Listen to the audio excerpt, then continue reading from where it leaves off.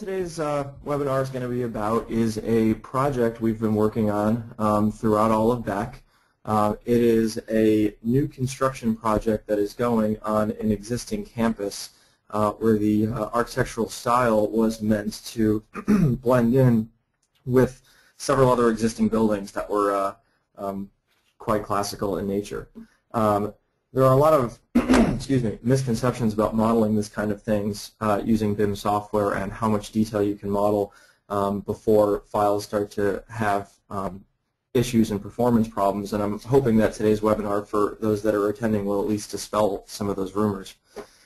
So with that, I'd like to just jump in and show you a few different parts of the project and explain how they were modeled and how that's keeping the project efficient while still allowing us to show much more detail than some people think is either necessary or practical to do. So to start off, this is just a rendering of the project as it currently sits. Now, what you're looking at is a Photoshopped image, of course, but in a few minutes I will be showing you this exact same image that's not Photoshopped, and you'll learn that the only things in the image that are actually embellished outside of the actual model are the grass, the vehicles, the people, and the foliage, and of course the sun flare on the dome. But this entire image is exactly as rendered out of the Revit model. So there were a lot of small pieces of detail articulation all around the building, and those are the details that really made this model pop to life. And so I'd like to show some specific examples, including some of these moldings and some of these column capitals, as well as the dome tiles if we have time, depending on how long it takes to get through the other content. So, and this is just one more image looking from the street view of the building. And again, the embellishments done in Photoshop are, of course, the photograph of the street with the car and the people and the foliage. The rest is 100% from the model. So I'm going to try to actually keep most of this presentation in the model itself. Obviously, there is a little bit of lag over GoToMeeting, so I'll try not to pan and zoom and navigate too quickly in the model because obviously things are moving much faster on my screen than they are across the webinar. So when a lot of teams first get into Revit or BIM, or even if they've been using it for a while and they begin a large project, they start off with a big question of, well, what do I have to model? And that question, in my experience, always comes up because there is what I call a misperception instead of a misconception. And that misperception is that modeling things inherently means it has to take longer than drafting or drawing things. And so this was one of the things that we discovered on this project, was that there are many cases where modeling things, and sometimes even over-modeling things, is actually a lot easier than trying to fake them in drawings. So this is an image that was rendered right out of the model near the model's creation point. So we didn't have all of the articulation done in the model yet. And so, of course, there are a few things that are glaringly wrong with this image. The first is that you can see the brick is not coursing properly as it's running through the rustication here. The joint lines don't match up. It actually wasn't a standard running brick pattern, but this is a standard out-of-the-box Autodesk brick material. But the bigger issue is all over the building there were radial arches on top of the openings. Now, if we make a piece of Revit content that is just a single piece of geometry that goes around the arch, obviously then we have to put a material on it that represents the radial array of bricks. Now, this gets complicated for a number of reasons. If any of you on the call are actually Revit users, you've probably fought with this before.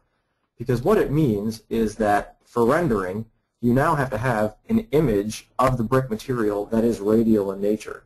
This gets complicated because now you have to have many different sizes for many different brick heights, for many different radii, and so on. But a bigger issue is that for hidden line drawings, you then have to have a surface pattern that you can apply to that family, which is also going to be radial in nature. Which means you can't show the concentric brick heights because you need to have a center point for that radial pattern. Typically where this takes everybody in the process is they say, well, we'll model a solid piece of geometry and then we'll put in some radial model lines in an array. That way, we still see all the individual bricks, but we don't actually have to model all the individual bricks. What's interesting about that is the moment you go down that road, as I'm going to show you today, you'll discover that modeling the individual bricks and the individual grout joints is the exact same amount of work and is the exact same or fairly close performance degradation as arraying the model lines around it. So I'll stop for a second and let the screens refresh. But what we're looking at here is a Revit family that has actual individual bricks arrayed parametrically at every arch. Now, what's special about this is obviously we don't want our design team to have to go in and constantly reconfigure what size is the opening, what is the spring height of the bricks, how tall are the bricks, and how many pieces there are. So what I've tried to do with the staff is give them what I call rigs that they can start working with. For instance, there are many times in design people need to parametrically change how many items there are in a circle. In this case, it's bricks that are on a vertical wall where the radius of the opening in the wall may change. But if you think about it programmatically, it's actually no different from an interior designer saying, I may need to change the number of chairs that go around a table, and I may also need to change the size of the table.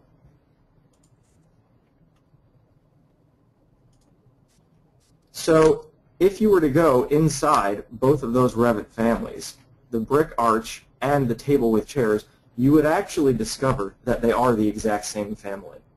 And what I mean by that is to build in the parametric controls that will let you alter both the radius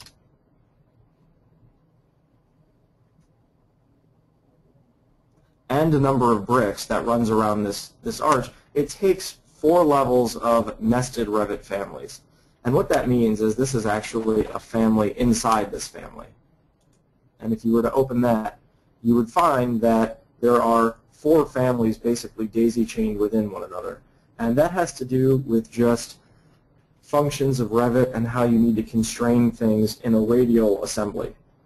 So here you'll see you're now looking at a similar piece of content that has bricks arrayed within it. And this particular level of the array is just showing you how to center it. And then as you go in all 4 levels, you'll eventually get down to the bottom where you'll find the brick itself.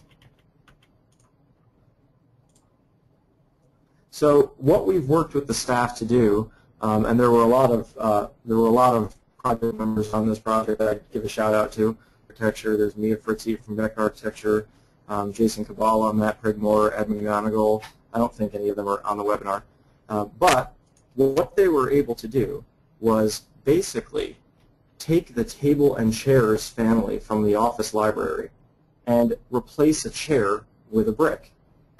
And providing this level of customizable library content means that suddenly doing something like this where you want to show individual bricks in a rendering or in a construction drawing doesn't actually mean investing the time to learn how to 3D model bricks around a circle. In fact, most of the staff on the project is not actually aware of how all 5 of these levels of families work, nor how to constrain the different arrays that are present here, because they don't actually have to know that, which works out really well.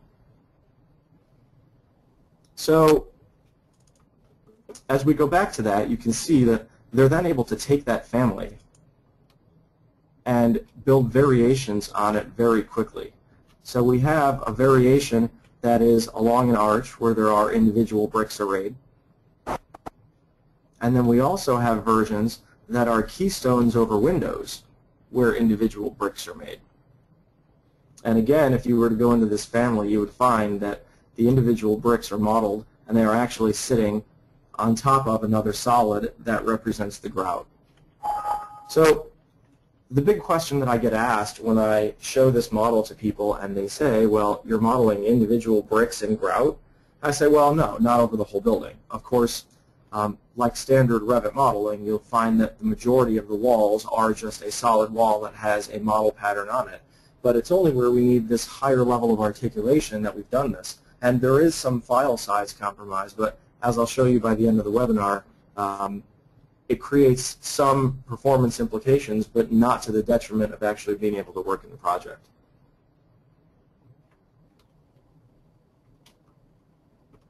So there were other examples as well, such as where the brick coins and the rustication of the brick pattern had to occur over the course of the building. And there were several different approaches that were taken during this project. Originally, the brick coins were actually families that were placed on the outside of the building. And this worked out because then we could simply model a straight wall that came to a corner and a straight wall that came to a corner. And we had a family that we were appending on the face of the walls. So that basically let us model very quickly without having to necessarily know where all the ins and outs of these coins were going to go from minute one.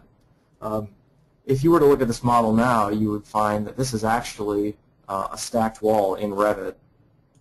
It's not a family anymore. And it was converted to be this way for a higher level of detail as the project progressed. Okay, so now what we have is you can actually see that the bricks are modulating in and out as we go up the wall assembly. Using the family in early design made it easier for us to keep track of where the coins were and be able to change them very quickly. So in this situation where they're actually done as walls, to change the depth of each of these coins, we now have to pull back this wall that is the main facade and then extend this wall that is the stacked coin. Now, with the family, it was a little easier, but the trick here is that you have to communicate with whoever is using this model downstream. So now that it's a stacked wall, of course, we can simply generate a wall schedule in Revit, and that will dictate how much of each wall type is used, since the proud coins of the wall are their own wall type compared to the backup wall of brick, which is sitting in between the coins. That's a different process of quantification from where we were using families, because a family that is applied on top of the wall is now basically adding geometry to a model, but it's also doubling up on surface area. So we just had to be cognizant in working with our pre-construction and estimating team to work with them and explain how the model was built. Then what we were able to say is when the families are present, you don't actually add up all of the geometry or all of the quantities of the coins on the brick. You simply use the surface area of the family and multiply that by the cost add for having coins instead of having surface area of walls. That way, you're not doubling up on the surface area of the wall and the coin, because we're not counting the coin as a wall, we're counting it as an upcharge. So that's kind of an example of how, as many of you know, when you're modeling in Revit, you don't necessarily have to get every single modeled object in early design exactly the way it's going to be constructed, and you can still use these things for quantity takeoffs and for estimating. Okay, so there were a few other examples of content and how they were used in the project, and one that we get asked a lot about is our Corinthian columns that are in the project.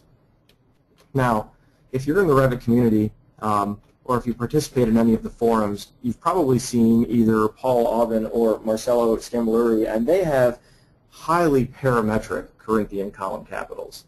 These are not those, unfortunately, so they will be a little less exciting. But again, the trick with the Corinthian columns was to give the design team a method of being able to edit these objects and actually change the entire shape without needing to know all the ins and outs of Revit and constraints and how those things all play together.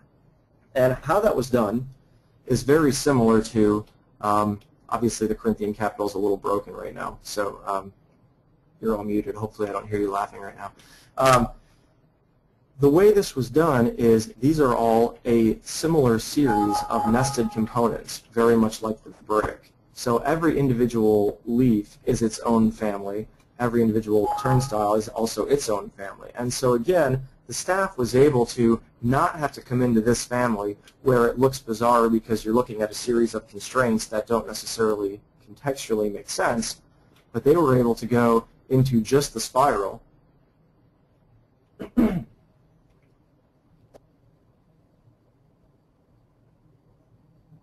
Note to self, open the spiral for the webinar next time. They were able to come into just the spiral and actually change its shape and geometry as necessary. And of course, the whole premise of the nested families is just that there is a radius embedded inside the spiral that then gets controlled when the spiral is placed back into the capital.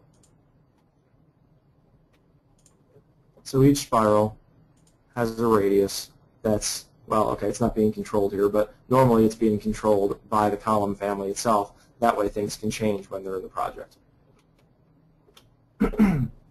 So we'll just let's switch back here. The column capitals actually weren't one of the more intensive objects to place because there's only about 15 of these columns in the project, and columns in general are pretty fast to place as they just get dropped in a plan. But one of the other areas where we had a lot of detail articulation going on was at a lot of the roof eaves where there was going to be molding. I'm sorry, what I'm calling molding. But there were going to be a lot of dentils that were running up and down the eaves of this project. So this is another area where we were able to leverage providing the design team with a simple rig that they could then edit to their liking. And so in this case,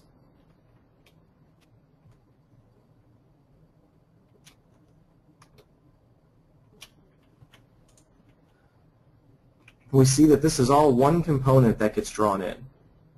And if you were to open that component, you would find that it's actually line-based. So as the project team brings this into the project, it asks them to simply pick a surface to draw on and then draw a line. So if I take this component and say I'd like to make another one, I could draw on the face of this wall a straight line. Now earlier in my career, when I was spending some time making shopping malls, we had a lot of dentils that were shown around the canopies of those malls as well. And this was another one of the areas where we all said, geez, maybe we don't actually need a 3D model of these things. And that was because of our misperception that a 3D model would, again, take more time to create. So in this case, there's a component that can be drawn on any surface of the project, and it then has an angle control where it's simply asking us what is the angle this object sits at relative to the ground, and the components then change. And of course, I've drawn it backwards. Now, hopefully you get the idea. The beautiful thing about this is, once again, the project team themselves didn't have to concern themselves with constraints and variables and parameters in Revit, because it was as simple as taking this object, finding the sub-object that's within it, and in this case there are two sub-objects, that way they can repeat. And at that point, the variables were already set up such that they simply need to input what is the length of the first object and what is the length of the second object, the height of the first object, the height of the second object, and the depth of the first object and the depth of the second object.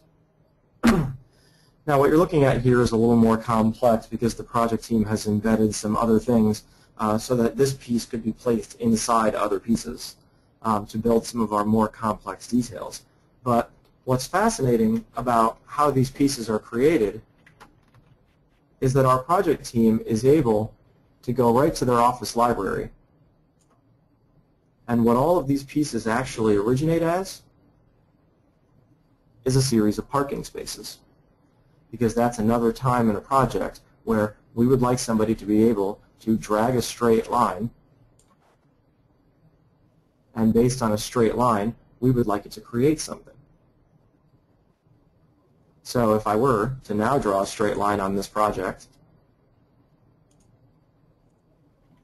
we could place some parking spots on the face of the building. Hopefully somebody has a really big truck that they can drive in there with. So you'll see that the goal in detailing a project like this is actually not that we want to spend a large amount of time individually modeling elements, but that we want to set up a series of rigs to make this thing much more efficient. Okay? So moving on from the articulation of the facades, we then got into all of the variations of windows that we wanted to have in the project with all of their different cast stone trim. So again, if you're active in the Revit community, if you've been to revitforum.org, there have been several long discussions there about door content and how it's best to build a door library and organize it for an architectural office. Well, on this project, the window library is built in a very similar fashion to how the door libraries on Revit Forum have been created. And what I mean is, just like all of the other objects that you've seen so far today, these windows are really empty families that are a compilation of subfamilies that are within them. And what that allows us to do is have windows that, by the instance, window by window, we can change which trim piece they have. Now, they're all responding to the same basic width and height of the window, but they then have different configurations that work outside the window. Obviously, this one does not work on the round dome because it's not meant to go here.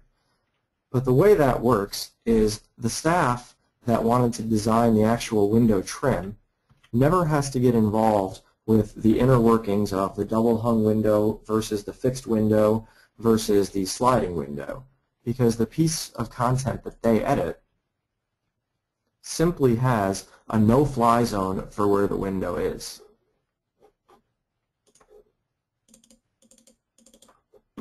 So you can see that what they get is a pre-built rig that already calls out where the window opening is going to be. It does so right there. And so basically, their goal is to build whatever design elements they would like as long as they stay out of this center piece where the actual window element goes. And then, simply because this component is tagged as a window in Revit, even though it's not the actual window element, the act of loading it into the project allows the family type parameter that's in the parent family of the window right here to then select it. Likewise, the actual double hung or fixed or casement panel itself is a separate component that can be swapped out.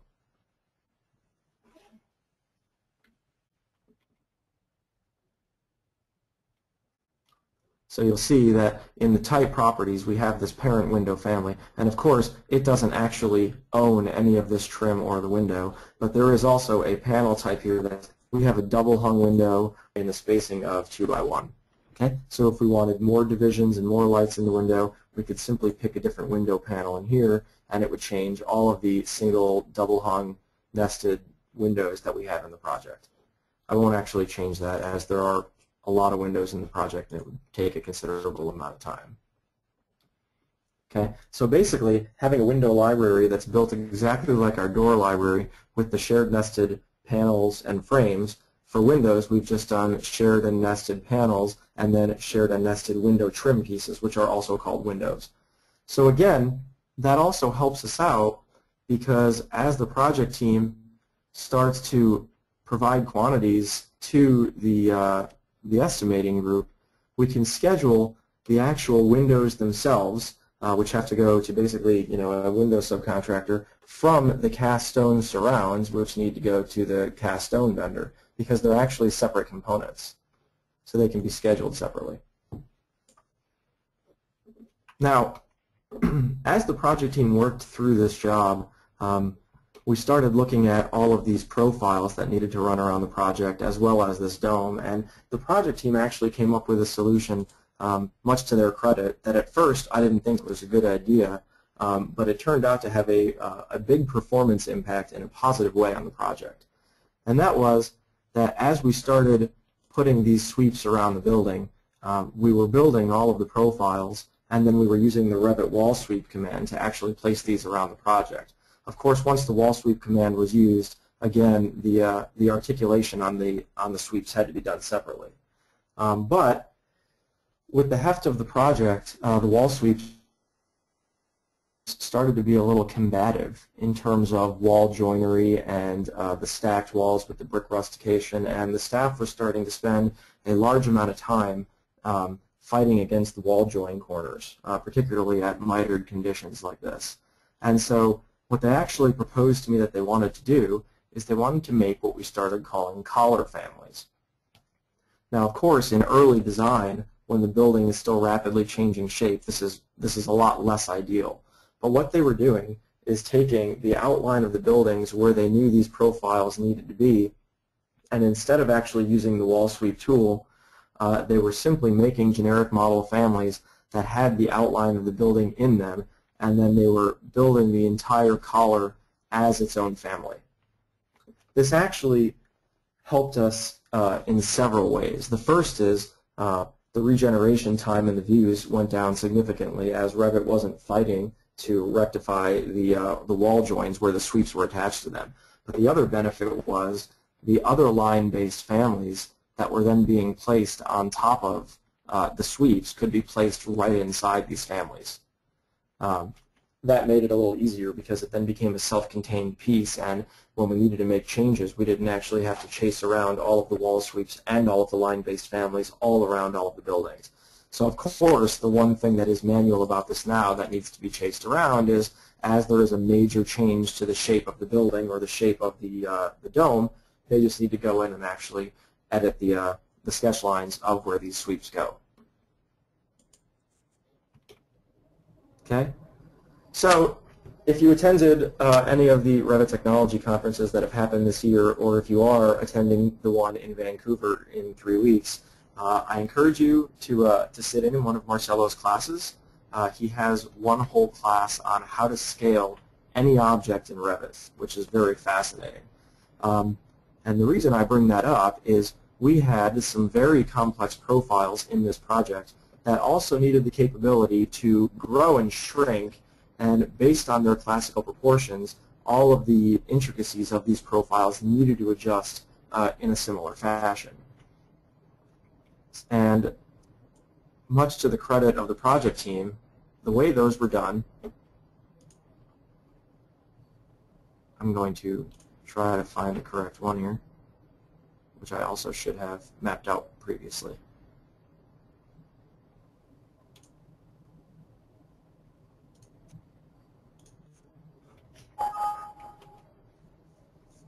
So what you're looking at here is a simple two-dimensional profile family that can then be used either in a Revit wall sweep or inside a Revit family for the collar examples, or in any of the column families, any of the railing families, and so on. And what I've hidden is all of the reference planes and all of the dimensions that accompany all of the different profile pieces that are within this overall Corinthian profile. And what the staff was able to do when they built these profiles is they were able to place reference planes at every division that needed to actually change size based on the overall depth of the sweep and the overall height of the sweep. And what they were then able to do is break every one of these up into a different parameter, but all of those parameters are then basically tied to the height of the column, the height of the cornice, and the depth of the cornice. So while it took a fair amount of time to build the first one of these profiles, the benefit that they were able to have then is they could have several of these in a project that were all at different, they all had different heights and all had different depths, but the profiles would be adjusting themselves manually. When we first did this for the first profile, we were all kind of second-guessing if there was going to be a return on investment here. We're like, it's going to take several hours to put all these parameters on and put in all of the classical ratios that need to be in here to make the math work automatically. And we said, geez, maybe it's just going to be faster to do a save as and make like 10 of these profiles. But then, as the design really started to develop and they started getting into the real tweaking of the profiles versus the columns versus the heights versus the construction detailing that was also happening as they were having to make adjustments, it started to pay itself back very quickly because they were not having to constantly go in and re-edit all of the profiles, the 2D families that then generated all of these collars and all of these trim pieces. So that was kind of an interesting method that the project team took on there, which has really helped us out. From there were a lot of railings inside the project that were going to be either cast stone or GFRC. And these were some of the simpler components that the staff actually built, because they are actually just Revit railings with balusters that are being used. And actually all of these railings were built with the 2012 functionality, so we didn't even have to use the continuous top rail. If we had, this may have actually been easier to do, because we could have used the continuous rail functionality for the tops and the bottoms. But these are actually just Revit railings where the balusters have been created and spaced in such a way that railings can be sketched, well, not inside the building, I suppose, but railings can be sketched and then placed throughout the project and have them show all of the balustrades that we're looking for in the project. Now, of course, if you've ever had to build a Revit railing before, you probably know that there are a lot of intricacies of the baluster placement dialog, particularly as it relates to when you have a pattern that is more complex than simply two elements repeating like you see here. And so simply for ease of use for the project teams and to keep them moving efficiently, what they have done is these Revit railings only encompass the parts where the two balusters are consistently repeating, and then the actual panels in between are done as separate generic model families. There are dozens of reasons to do this.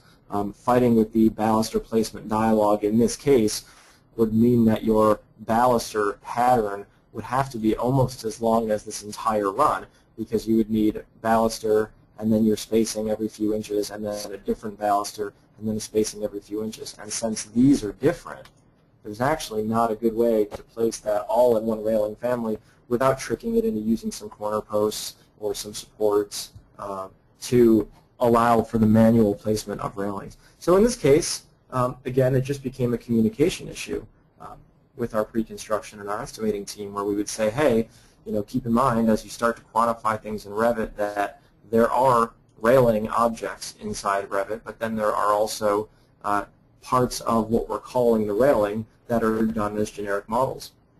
And the least common denominator in organizing a Revit model is that every object has to have a name. We use type marks for our tags, and we use materials inside of our objects, but type marks don't have to be filled in, and materials can be left blank and by category, but by and large, you can't actually place an object in Revit unless that object type has a name. And so what we've done in our office is we have a very simple naming convention that calls out what category something is, and in the case of generic models, it then calls out what category that object is supposed to be, since generic models conveniently don't show up anywhere in master format. This basically allows anybody who's never seen one of our models before, including an estimator, somebody in construction, somebody in the field, they can put their cursor on anything inside this model, and it will basically tattletale exactly what it is. So for instance, if we were to grab this archway right here, we would see that it's a generic model, and it is an arch that is semi-elliptical. Now, that's not very descriptive, but the act of having generic model in the name, even though it also shows up as a category, allows anybody coming into this model after the fact to know exactly what they have to schedule to find all of these pieces. Okay, so another example is if we head over to these columns that we looked at earlier.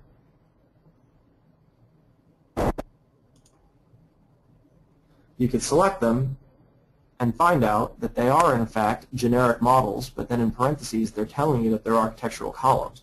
So that way, somebody who's looking to generate a schedule of the columns in this project may go looking to schedule the column category, and they may not actually find what they're looking for. However, selecting the object will tell them, geez, they're actually generic models that are meant to be architectural columns. And you know, if you've built content like this before, there were a host of issues that led to them being modeled as generic models, including joinery with walls and materials changing and cuttability in sections and plans. And so a lot of the specialized content in this project are generic models, but we're able to just handle it through subcategories and through careful scheduling.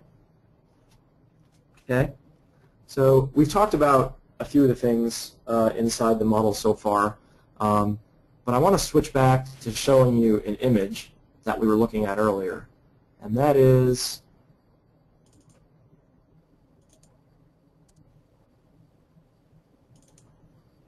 this image right here.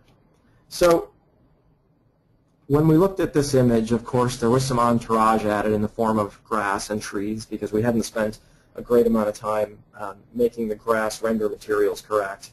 And of course, there were cars and there are people added as well. But the site model was actually completely created inside Revit. Now, originally, the site model did not look like that. And I'll show you an image. The original rendering, if you've worked with Revit and you've had to build site, showed two glaring things here that look vastly different from the final rendering. One is that, of course, the entire pattern on the dome is different. And we'll talk about the dome before we wrap up. But the model itself was having a serious disservice done because sites in Revit just do not actually articulate very well. Revit does not have an actual curve tool, and so we basically have topography and split surfaces, and that's basically all we're allowed to do without a third-party add-in. We actually own the third-party add-in SiteWorks, but it is a little cumbersome and a little time-intensive to learn, and nobody on this particular project was up to speed with how that add-in works. So what we elected to do on this project was actually model the site using topo surfaces for where the actual terrain was, but then inside anywhere that we wanted to articulate parking lots and curbs and walkways, what you're looking at is actually not topography, but they are roof elements, according to Revit, just like this roof on the top of the building. Now, we know that we can take a roof or a floor and we can then shape edit it using modify sub-elements. So what we've simply done in this example is taken a roof and used modify sub-elements to then create the correct elevations of the road and the drive lane. Let's see if I can isolate this. Now, a lot of people have asked why do we use roofs and not floors. That was actually a recent development brought on by Mia Fritzy, who's on the project team. She asked in training, because we were doing them out of floors previously. The interesting use case for using the roof tool with shape editing for things like terrain and things like roads, and that is, if you've shape edited a floor object in Revit, it will only allow you to put a slab edge on non-shape edited edges of that floor. And if you then want to have a road like this where there's a lot of slope change and a lot of elevation change, you have to very precariously put the slab edges on the floor and then shape edit it, at which point a lot of the curbs, which are slab edges in Revit, mind you, will disappear. So with roofs, interestingly enough, the roof fascia tool will actually let you put fascias all along shape-edited sides of roofs. Of course, this is how we do a lot of our roof detailing. So at her suggestion, we've actually changed in the office to using roof items on the ground for the roads and the drive lanes, which are then shape-edited and set to be down the correct distance from the grass, at which point we can use roof fascia tools in Revit with loaded profiles to model the actual curbs and gutters. Now, in this particular project, that's not how the curbs and gutters were modeled. The shape editing compounded with the fact that there was a circular drive lane here, it would not actually let us put on a roof fascia. So these were actually done using an in-place sweep with the loaded profile and using the 3D pick edges of the roof element itself. And from there, it's a very quick visibility graphics change to simply tell the site model that roofs are going to not have their interior edges or common edges turned on. Obviously, if those items are turned on, you get some of the horrendous triangulation that we see anytime we start shape editing surfaces, right? But for your 3D black and white and your hidden line images that aren't going to be fully rendered, it's very easy to just turn those off by simply turning off those two subcategories of the model.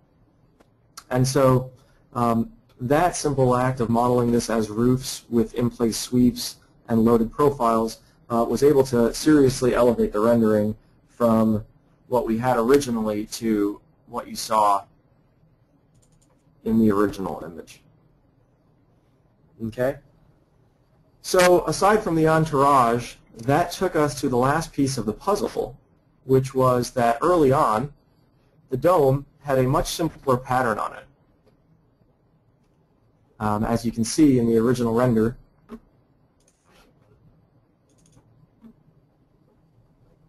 the dome had a very simple concentric radial pattern that had spokes coming down from the center, and it had the circles that were rolling around the dome. This was actually all done just using a generic model family that had reference lines in it mimicking the shape of the dome, and it had sweeps along the reference lines. We did actually experiment with several other options using sloped glazing, except sloped glazing was putting joints in between the tiles that we didn't actually like. So when the designers came back and showed us the actual tile pattern that they wanted, they presented it to us in a roof plan with a two-dimensional drawing of what the pattern was going to look like. And the mindset of maybe we shouldn't actually model this thing in 3D but simply show it in the drawings comes back up again when you see this pattern, because the first time you look at it, you realize it's fairly complex, and you start thinking about how on earth are we actually going to model this pattern. Well, the funny part of this story that I like to tell people is that you need to think outside of the box about these things. In this exact case, the act of drawing this pattern in 2 dimensions actually took longer than building the entire model of the dome. And the reason why is if you were to look at this pattern carefully, you would find out that it's actually a very simple X and Y oriented grid that's projected onto a surface of a dome while the pattern is rotated 45 degrees. Okay? And what that meant is we went into the conceptual massing editor in Revit and we built simply a wedge. And the wedge looked like that. It's 1/8 of the dome. And of course you could build the entire dome, but we did it in eighths since that's how the tiles were going to be broken up.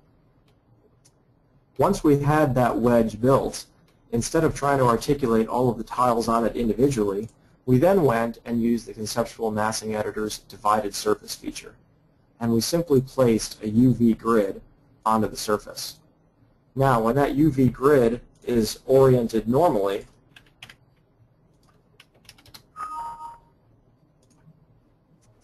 it looks like that.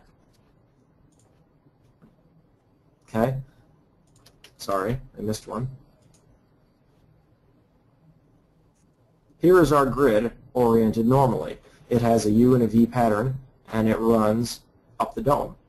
So it took some careful finesse, and we don't have the adjustments totally correct, but rotating the pattern 45 degrees in both directions started to create exactly the pattern we were looking for on the dome.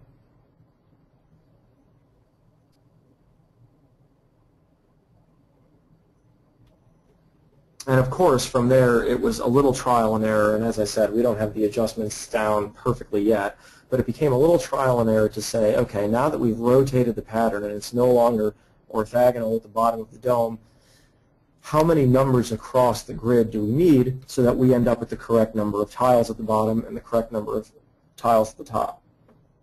Once we had done that, it was a simple act of placing an adaptive component family, a curtain panel pattern-based family as the surface of the divided surface. And you can do that, of course, by grabbing the divided surface.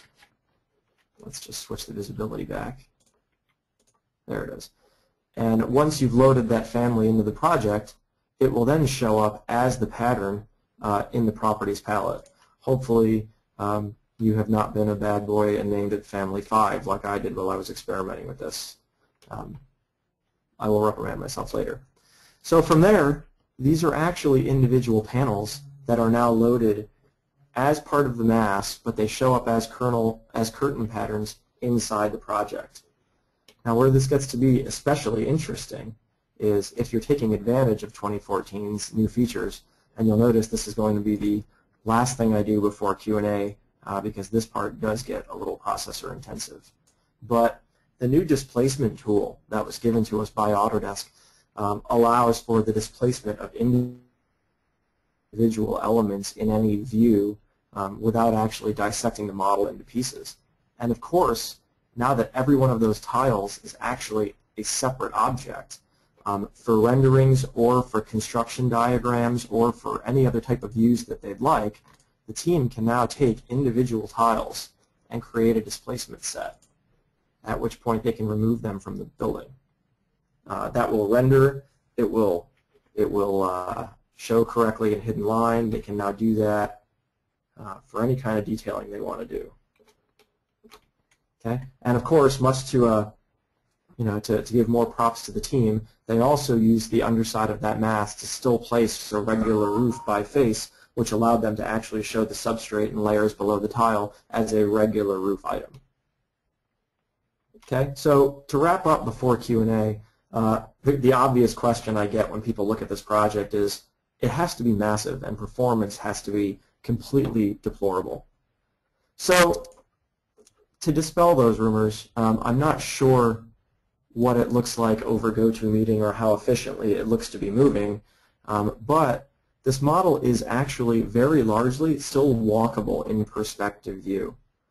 If we were to grab our steering wheel and use either the look or walk tool, you can completely move around this model. The view optimization in 2014 obviously definitely helps. And of course there is a slight regeneration time and some items are disappearing due to view optimization, but you'll see that performance in this project is actually on par with some of our other projects that are much smaller. Now what do I mean by much smaller? This project currently sits at 364 megabytes, but you also have to understand that's because I just detached from Central for this webinar. Detaching from Central obviously cuts the file size almost in half, so normal operating size for this file is about 570 megabytes. So at 570 megabytes, a lot of people say that's insane, it's way too large for a Revit model, but again, you can see that the model is large because there is a lot of well-done articulated detail in there, but that's very different from having a Revit model which gets large because it has a lot of problems.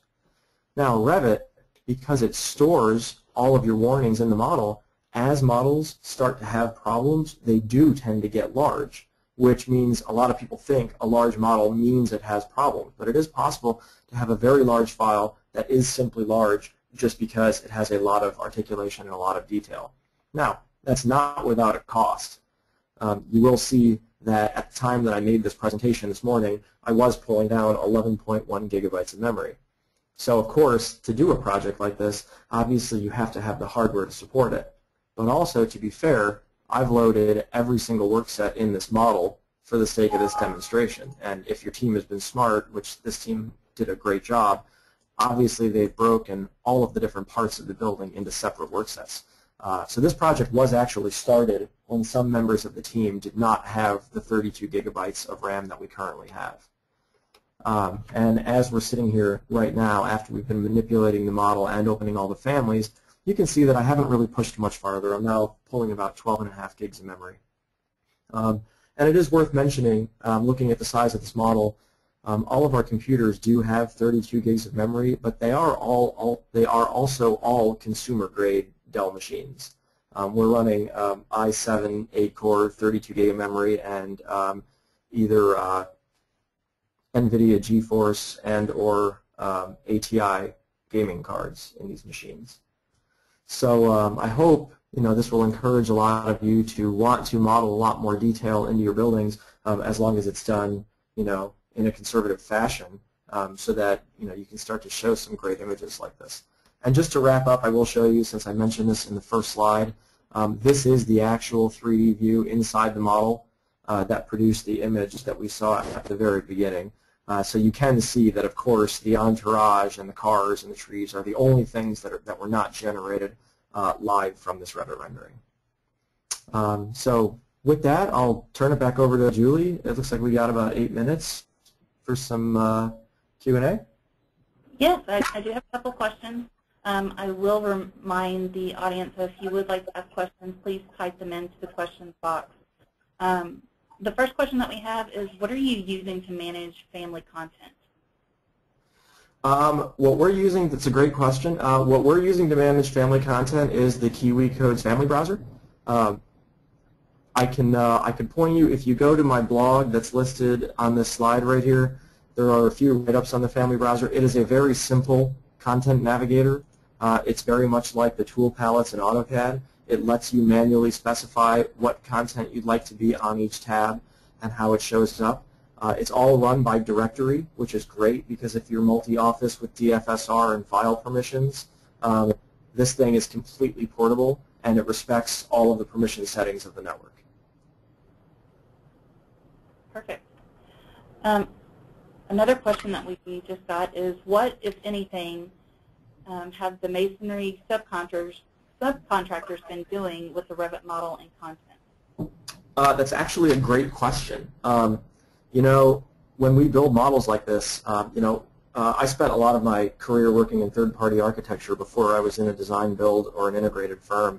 And of course, we would work towards our design deadlines and then just shove the entire set of drawings at the GC and the subcontractors. And they would simply have to dig through the entire set of drawings and look for only the pieces that were relevant to them. And this isn't really a Revit thing. Of course, you could have done this in AutoCAD as well. But what we've taken to doing, working with the subcontractors, is calling them ahead of time and providing them with details that are showing only the pieces and the schedules that they actually care about. I mean, it's one thing to send the entire set of drawings, but there's actually a generic model schedule that is filtered down to find all of these things that we said mimicked architectural columns. And then we're able to do several things. We can send the whole set of drawings as like for reference, but then we can send just this sheet with the quantity count out of Revit, and they can, we did that for the windows as well, and for all of the profiles and all of the stonework around the building.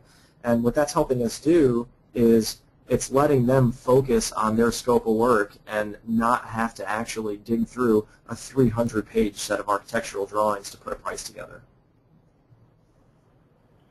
And to follow up with that question, does the subcontractor have anyone doing anything with 4D scheduling for production planning? I can't speak about all of these subcontractors and if they are doing that, but any of them that are willing to participate in that fashion, we actually have this entire model tied to the construction schedule in Synchro so that we can look at it. And of course, you can do it in Timeliner as well. We use Synchro because it allows us to establish more intelligent relationships between objects.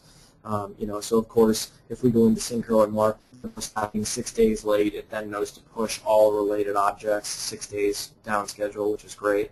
Subcontractors, we work with them in any way that they want. Obviously, they have full access to this model.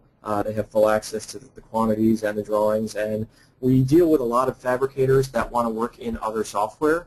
They use AutoCAD-based modeling software for their fabrication drawings, and if we had more time, I would show you. We have some complex export routines that we do that's based just on data points. Basically, we take a file, for instance, and mark data points out at every relevant portion of the profile, and then pass that throughout the building, basically to be able to send the subcontractors completely neutral text files, CSV files, of points that they can import into whatever software they want for shop drawing fabrication. All right, I think we have time for one more question. Okay. And this is a two-parter. So were there any loose lintels regarding the structure in the model? And if so, sorry, and the second part of the question is, would it be best to nest those loose lintels in the arch family or have structural model them? That's a great question. There is a structural model that accompanies this whole building. I will be honest, the entire project team is actually not in 2014 yet. They're getting ready to upgrade. The reason I bring that up is the structural model is not loaded right now because I upgraded for this presentation and a couple of other things. They do have the lintels modeled in their structural model. Nesting them in the architectural content is an intriguing idea.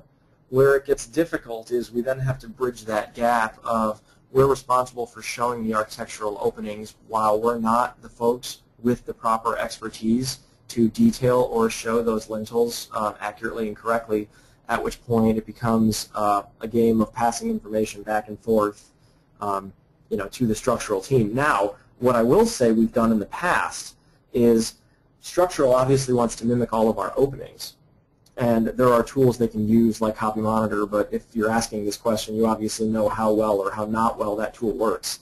What we actually do for openings and things like windows and doors is send our entire window and door library to the structural engineers, but then what we do is we basically wipe out everything in the families. So they don't want to see the window, they want to see the opening. But if I send that same family with those nested components in it, but we just do a save as to the subcomponents and make everything just a blank hole in the wall, they basically then have that family and they could put the lintels in the nested family to make their work more efficient, but then they don't have to deal with communicating to the architects what changes to the lintels that need to be made. That's an awesome question.